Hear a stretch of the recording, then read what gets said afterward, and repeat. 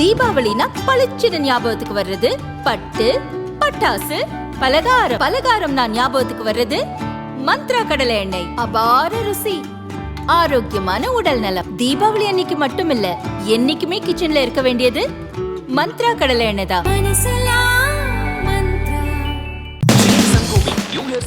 December 31 முதல் ஜனவரி 4 வரை smart mobile வாங்கும் அனைவருக்கும் இலவசம். திமுகவின் அடிமைகள் கூடாரமாக தமிழக காங்கிரஸை மாற்ற மாநில தலைவர் செல்வ பெருந்தகை முயற்சி செய்கிறார் என காங்கிரசின் தலைமை செயற்குழு உறுப்பினரும் சொத்து பாதுகாப்பு குழு உறுப்பினருமான ஏபி சூரிய பிரகாசம் கூறியுள்ளார்.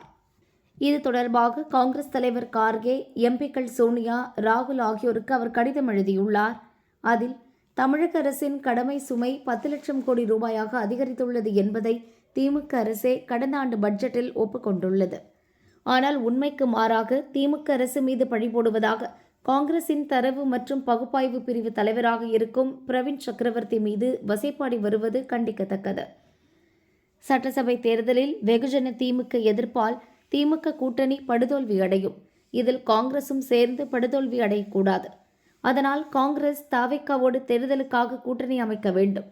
அப்படி கூட்டணி அமைத்தால் காங்கிரசுக்கு ஆட்சியில் பங்கு கிடைக்கும். அதன் மூலம் காங்கிரசின் நீண்ட கால கனவும் நிறைவேறும். ஆட்சியில் பங்கு கோஷத்தோடு போராடும் தமிழக காங்கிரஸ் தொண்டர்களை தற்குறிகள் என வெளிப்படையாக விமர்சித்து அவமானப்படுத்திய செல்வ பெருந்தகை தலைமையின் கீழ் தொடர்ந்து பணியாற்ற என் சுயமரியாதை இடம் கொடுக்கவில்லை. நான் வகித்து வரும் பதவிகளை ராஜினாமா செய்கிறேன்.